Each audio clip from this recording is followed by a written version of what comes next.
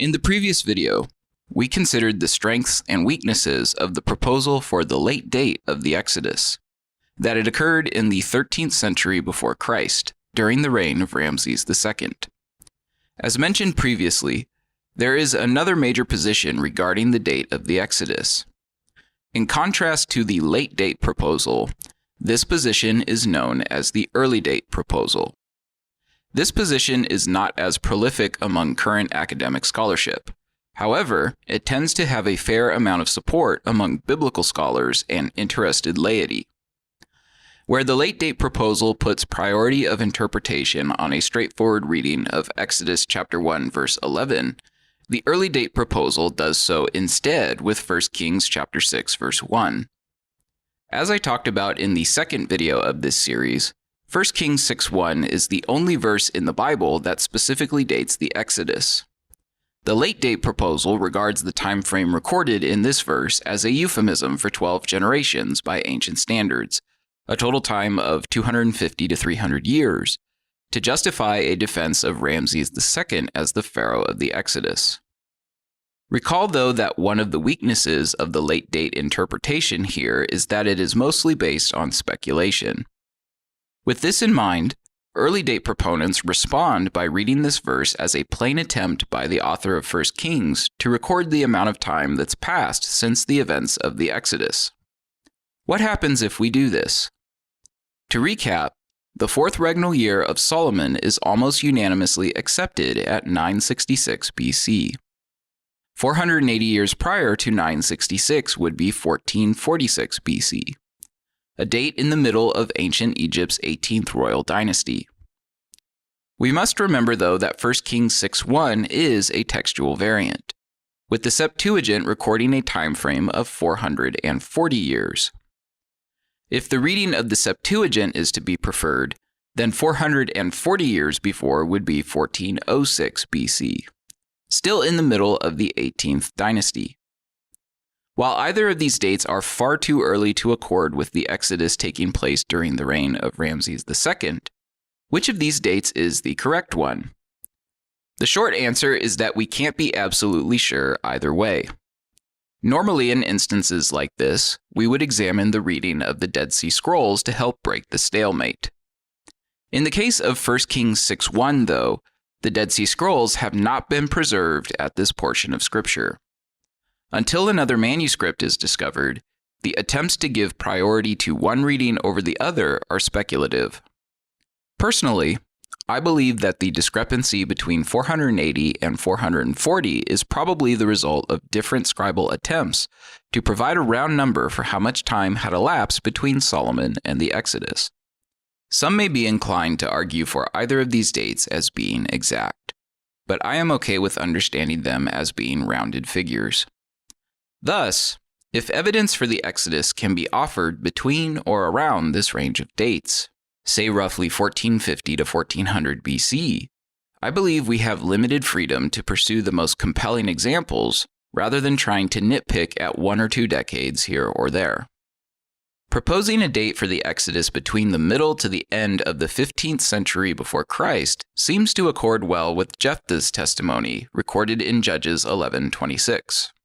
That Moses had led Israel into Ammonite territory 300 years before the time of his speech. Jephthah's lifetime is regarded as approximately 1100 BC.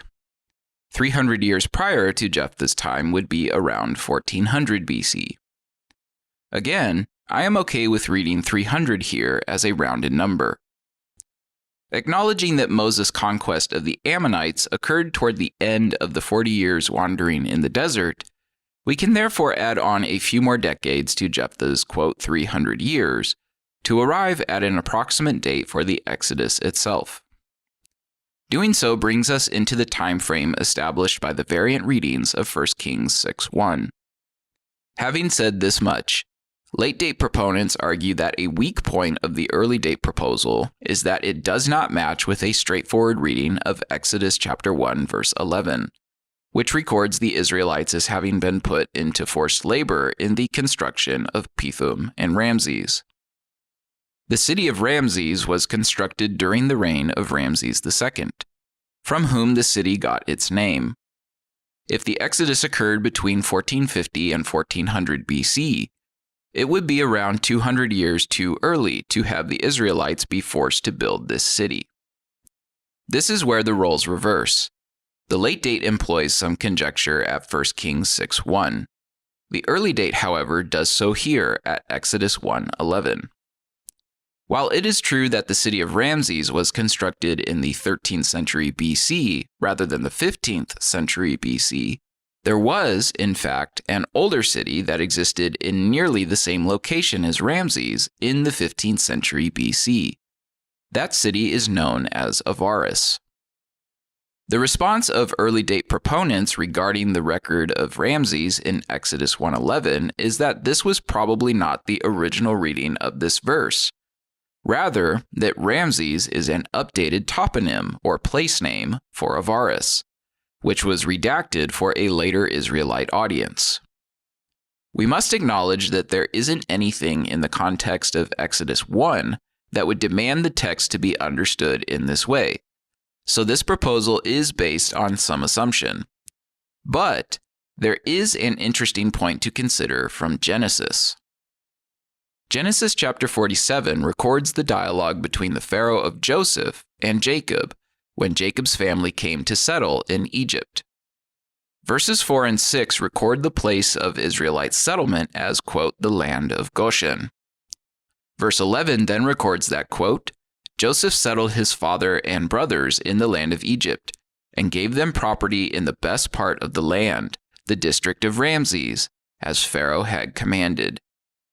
For all of the opposition that has been raised by proponents of a late date for the Exodus over the city of Ramses in Exodus 1:11 being a redaction for Avaris, it certainly appears that this is exactly what has been done here in Genesis 47:11.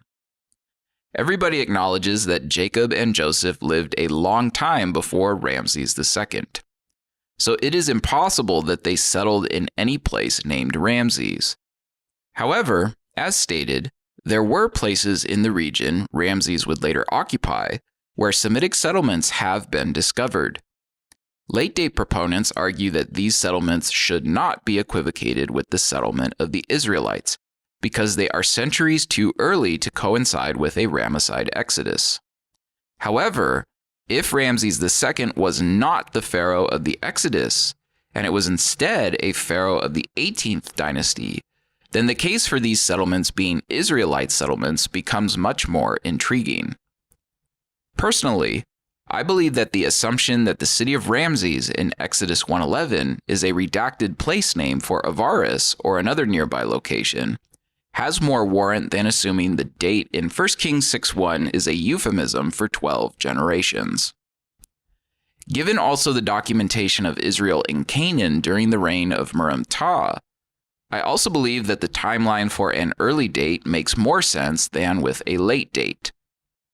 Setting the Exodus somewhere around the middle to the end of the 15th century BC allows for Israel to complete their wandering in the desert, to finish their conquest under Joshua, and become established in the region by the time Merom-Ptah's stela was produced. Setting the Exodus 200 years later, during the reign of Ramses II, simply does not allow for all of this to happen in time. Some scholars object to this by arguing that Merom-Ptah's stela records Israel as a people group rather than a state. Substance to this charge is the determinative hieroglyph for people. Thus, such scholars argue that the Israel of Merom-Ptah's stela should be understood as a nomadic group of wanderers. I am not an authority on hieroglyphs, so I can't speak to them one way or the other. What I would say, though, is that the documentation of Israel in the context of the other Canaanite city-states at this point in time should account for their autonomy as being comparable to that of the other locations listed. Whether the Egyptians of Merom-Ptah's day regarded Israel as a people group or a state is second to the respect given to them as a Canaanite locale. Further, if there is any credibility to the destruction brought on Egypt during the 10 plagues and the drowning of Pharaoh's army, then it is highly unlikely that Murem-Ptah would have had the economic and military power to engage in the battles that he did if his father, Ramses II, was the pharaoh of the Exodus. Proposing an Exodus date in the 15th century BC allows some 200 years for Egypt to gradually recover and reestablish itself as a major power in the ancient Near East. These are the two major biblical arguments for the date of the Exodus. In the next video, though, we will examine some interesting circumstantial evidence that could help us further identify the time frame in which all of these events took place. Please subscribe and click the notification bell so that you will be notified when I release the upcoming videos in this series. For further reading on this subject, I recommend Israel and Egypt by James Hoffmeyer and Let My People Go by Stephen Collins. You will find links to each of these books in the description.